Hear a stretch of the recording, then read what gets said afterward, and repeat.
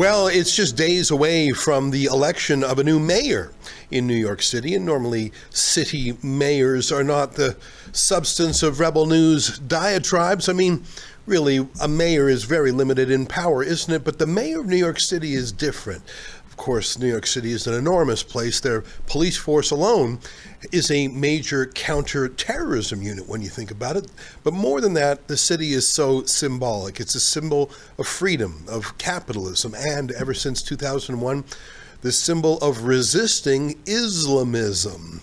But it looks like the next mayor of New York City will be an Islamic, I'm not going to say fundamentalist because I don't think he practices the Islamist lifestyle, but he is a combination of a alienist, Islamist, and a communist.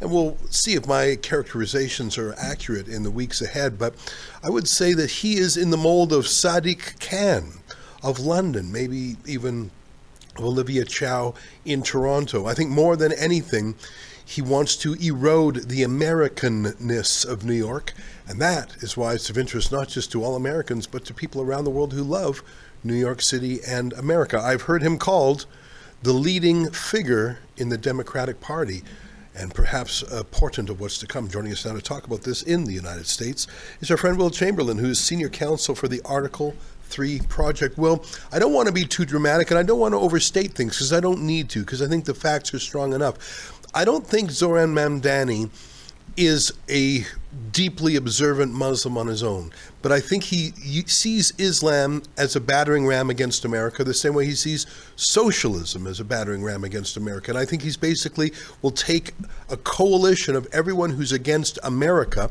and it just happens that he's Muslim. I don't think that actually colors his attack. I think it's just another tool in his quiver. What do you think of Zohran Mamdani? I think that's the right way to look at it. I think he's a third world leftist is the way to understand it. And if he were a third world leftist who was any different religion, his politics wouldn't really be that different. Maybe they'd have less overt sympathy for Hamas, but I don't think that's the driving force of his politics. I think the leftism is the driving force of his politics. And you can see that in terms of what is he animated by? And even today's statement, I think the one that came out that was super viral today, the one this morning where he's talking about if the boot on your throat is that of the NYPDs, it's laced up by the IDF. That fits into the broader third worldist leftism that we see all over the world at this point, this sort of idea, this anti-police, anti-authority politics that also finds resonance in the struggle or the resistance of Hamas. Yeah, if you look at the two opponents to Mamdani in this election, there used to be a third one, the incumbent mayor, but there's Mario Cuomo, the son of Mario Cuomo, an old-time Paul used to be the governor of the state, is running, but he feels old and he feels a little bit corrupt, the charges against him. And then you have Curtis Sliwa, who's sort of a radical crime fighter. He was the founder of the Guardian Angels, I think, if I got the name right, that would sort of ride the subways. So I think the split on the vote on the right is certainly going to help. But I keep looking at the attacks mounted against Mamdani, and I keep thinking those are not going to work. Like making fun of him for being a socialist, making fun of him for being a silver spoon socialist, for fibbing, for being a bit of a con man and a bit of an actor. I think those arguments would work on people like you and me, but I think so much of his base just says, whatever it takes, just be a wrecking ball. If you have to lie, if you have to be a dramatic actor, if you have to be different people in different moments, like his accent changes. Sometimes he's black, sometimes he's East Indian, sometimes he's good old American. Things that would normally make you and I say, oh, this guy's a slippery fish. It seems to me that those will not work on his base, because they know who he is, and they say, whatever it takes, man, just get the job done and detonate this place. They're sort of nihilistic in that way. That's how it looks to me. I'm up here in Canada, though. What does it look down there in the States? I mean, he's going to perform about as poorly as any Democratic Party candidate for mayor has in the last 25 years. I mean, you can go back to Eric Adams. Eric Adams won 67% of the vote in the general election. Mamdani's probably not going to get a plurality, even if he does win.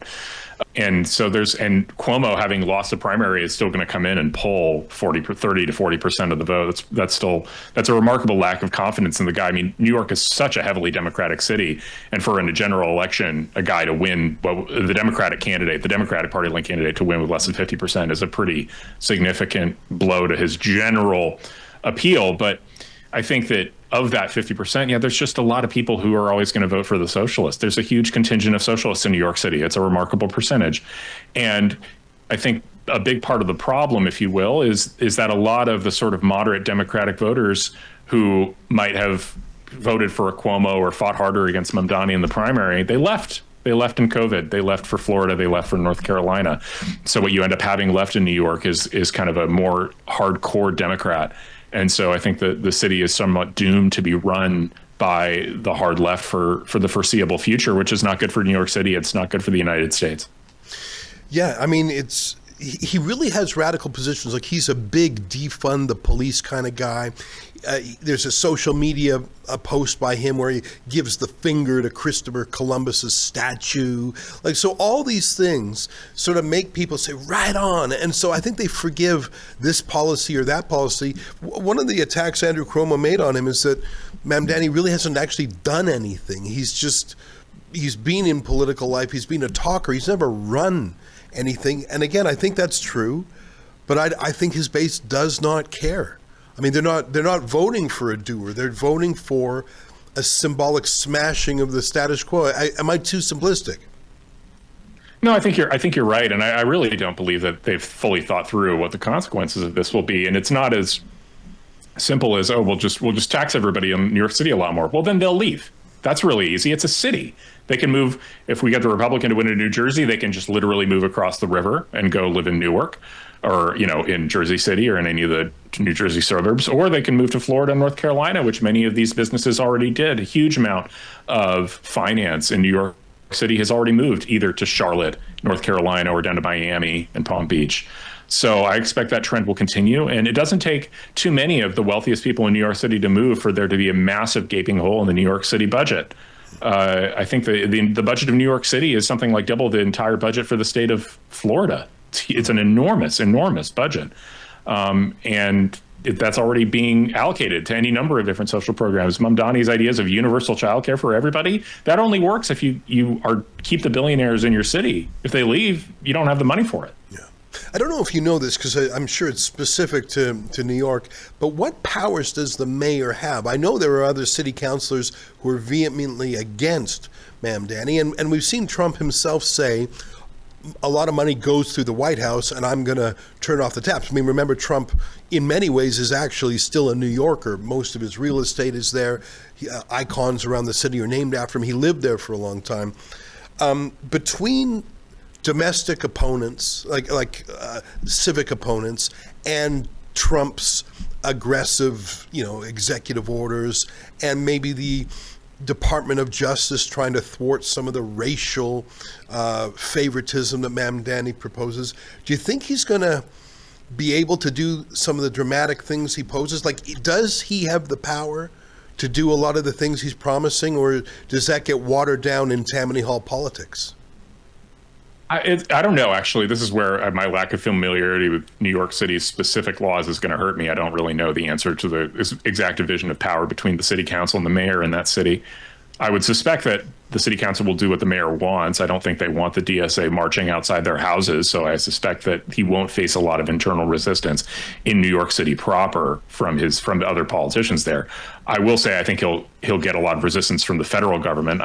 Remember, Donald Trump is a New Yorker. He's not going to be happy about seeing the city where he spent most of his adult life turned into some communist hellhole. So I think that there's going to be real resistance from the Trump administration to continuing to fund what New York City is doing if they're going to act like idiot socialists. Yeah. And I think that might be the ultimate constraint, that there's just a fundamental financial constraint imposed by the government saying, if you don't behave normally, then what's going to happen is we're going to cut off your funding. You said DSA, that stands for Democratic Socialist Alliance, is that right?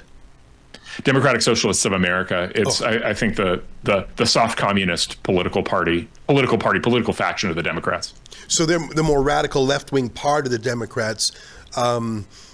I don't know what the equivalent would be in the Republican Party, but this is basically the vanguard pulling everything to the left. These would be the Bernie Sanders people, am I right? Or even further left than him.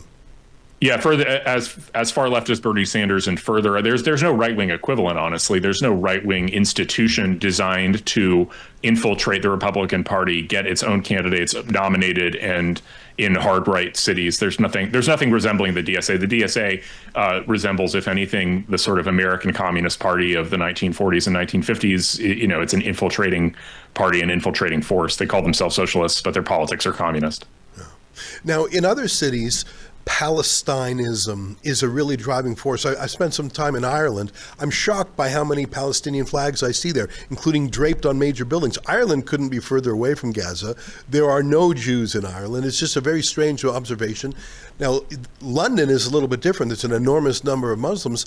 And I point out that in the last UK election, there were 5 or 6 seats where independent candidates, not Labour Party, but independent candidates ran on a pro-Gaza platform and won. They said, lend your vote to Gaza.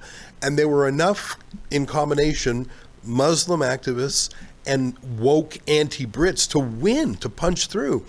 Is that a factor in New York, or is it not Islamified so much? Like I'm just trying to understand the factor of ethnicity as a cohesive voting bloc. That's certainly a factor in certain parts of the UK. Is it a factor in New York? Not yet. I don't think there's enough Islamists in the United States in anywhere except Dearborn, Michigan, to really do that. And I think, that's a function of distance. It's a lot farther away from the Middle East. We just don't have as many Muslim immigrants as a portion of our population. I think it's 1% total of the United States. Now, what we are seeing in England is very terrifying and a reason to restrict Muslim migration dramatically, for sure. Last time I checked, the percentage of New Yorkers born in a foreign country, correct me if I'm wrong, I think it was about 36%, which it sounds like quite a large number. And if you, according to the polls, the foreign-born ones who are now American citizens are much more likely to vote for Mamdani. And that could be he's living the same experience as us. He'll be a deflector of racism. Although I don't think credibly any of the candidates could be called anything close to racist in New York. I just think that maybe there's a sense of affiliation, or he knows what we're about. I don't know, but I know that Canada, we have a number of cities where the number of foreign-born citizens is over 50%. There's one city near Toronto called Brampton that it's 59%. What does it mean to be a country, a nation? The root word is to be born, natal. Can a nation have a cohesive identity and a culture and a patriotic unity if a third or a half of its members are new arrivals? Can that work? Has it ever worked before? No, not as far as I know. I don't see how it could conceivably work. I think that you need some sort of strong anchor in the center of a society that people are expected to assimilate into to make immigration work properly. And immigration on that scale is devastating to a nation's cohesion, to patriotism, to the ability to unity internally. It leads to massive sectarianism. We're already seeing that sectarian politics. For all the talk about dual loyalty for people who are supportive of Israel, you have people, as you described, running on single issue platforms, and the single issue being a conflict a few thousand miles away from them. Right. Lend your vote to Gaza. This is in Blackburn, England. What does Gaza have to do with anything? Yeah. Yeah, it's very interesting to me. Now, I don't know how the Constitution treats where you were born, but I'm guessing that Zohran Mamdani cannot run for president under the U.S. Constitution. You correct me if I'm wrong, because he's an immigrant to America. That's correct. He's not a natural born citizen. He was born in Uganda. He can't run for president now. But putting that aside, he seems to be the most energetic force in the Democrats right now. AOC, again, I'm in Canada, so I'm not consuming as much American content as you are. It looks like AOC, she's not the rocket. she was a few years ago. Gavin Newsom, he's trying a series of things to become a national figure. But if I had to say who has the energy, the momentum, the money, the narrative, the style, who's got the youth, the vigor, I disagree with him on just about everything, but you can't deny Zohran Mamdani's got it. He's a hell of an actor, at least. Yeah, so I quote that line from the Big Lebowski, at least it's an ethos. The Democrats as a party don't have much to run on, because if you think about it, what they ran on Obama's presidency for a long time, and most of that is overtaken by events or obviously a bad idea. I mean, Obamacare, the health insurance market has failed. That's why we have this huge fight now over extending some Obamacare subsidies. The Iran deal imploded and was proven unnecessary by Trump's strikes on Iran. You name any part of Obama's legacy and it's all dissipated. And so the mainstream Democrats don't even really have a platform right now. And so they don't really know what they're for except being against Trump. Whereas then you have somebody like Mamdani, a democratic socialist, who knows what he wants. He wants communism. He has a platform. He has a program he wants to see implemented. And that naturally, I think, draws energy out of their party away from the people who are just kind of trying to perpetuate a legacy that no one really likes, and even Democrats don't really like very much. You know, Mamdani's family is interesting. His dad is a really radical left-wing professor, hates America, says so bluntly. His mom is actually a filmmaker, I think affiliated with Disney, if I'm not mistaken. So he grew up in a radical household, but also a successful household, and a household where acting and reading roles and being dramatic. And he was a rapper, for heaven's sakes. Like, he tried showbiz. And I think more than that, he's a communist, he's an anti-Americanist, he is Muslim, he is an immigrant, but I think his core is like Trudeau. Trudeau was a dramatic actor who could memorize lines, who could fake empathy, who had a high, emotional EQ, as they would say. I don't even know if that's a thing, but he could connect with people.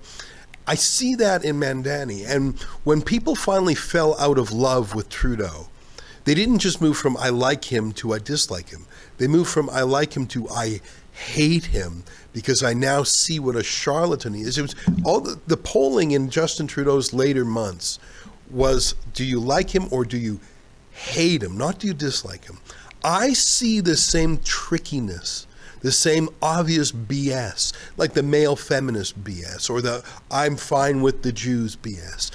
I think he's tricking a lot of young people, especially a lot of young women who find him dreamy, just like Trudeau. And I think that if Mamdani wins, it's going to be because the vote is split by the moderates and he's getting a lot of media attention and money. But I think it's because he's bamboozled a lot of people. He's just a kind of, I don't know, grifter's the wrong word. I think he's a dramatic actor who's bullshitting his way into power. What do you think? Yeah, I think it's government by theater, kid. There's a lot of that on the Democratic side of the aisle. And I mean, you can get into office and then you got to run the city of New York. And as he's never had experience running any kind of enterprise of any sort. The biggest enterprise he's ever run is his campaign. That's it. He's mid-30s, has I don't know that he's had a real job in his entire life. And he's going to run the city of New York. He doesn't understand the first thing about the city of New York. He became a citizen 7 years ago. Yeah. That's it. I mean, he has no business running even like a small city. I think there's something to the way the ego involved in thinking he ought to be the mayor of New York. It's a remarkably egotistical position for him to hold. Yeah. Well, they said a lot of those things about Sadiq Khan, and he remains the mayor of London, and certainly he is putting his stamp on it. And again, is he Islamist? In some ways he is. It's more what he tolerates than what he does. And of course he has his fanaticisms, whether it's environmental extremism or soft on crime. I fear that what has happened to London, God forbid, may happen to New York. Last question to you. You talked about how the ultra-rich are mobile. Of course they are.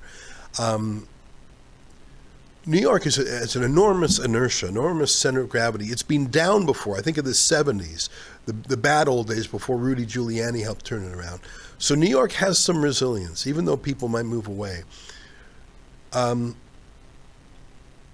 Is that, that phrase, an immovable object and an irresistible force? There's a lot of things in New York that will not go easily. I mean, it's a city full of fighters. It's a high politics, high stakes city, has been for 400 years almost. Can it resist Zohran Mamdani and eject him? Or can he break New York and make it mold to him? If you had to bet on it, will he be successful in transforming that city? Because he wants to transform it. Yeah, I think so. I don't think the same inertia is there. I think a lot more people will exit. I feel like it's a different world than it was in the 1990s in terms of there being alternative cities and places to live. I think the move to a lot of work being remote, being done over Zoom, being done on the internet. I think it's just the stickiness of New York, I think has gone down dramatically. I don't think it's as important for people to stay there to do their work. And as a result, if Mamdani really does succeed in implementing his program, I think people will sit and stand up and say, you know what, the weather's better in Miami anyway. Yeah, wow. Never forget that Detroit was once the city in America with the highest industrial wage. It's hard to believe that Detroit was the city everyone wanted to go to get rich. And it was politics that undid it. Will, great to catch up with you. We've been talking to Will Chamberlain, the senior counsel of the Article 3 Project. You can follow their work at a3paction.com. Great to see you. Keep in touch. Let's talk after the election. Absolutely. Happy to do it. Thank you very much. Well, there you have it. Didn't mean to depress anyone. Stay with us. Your letters to me next.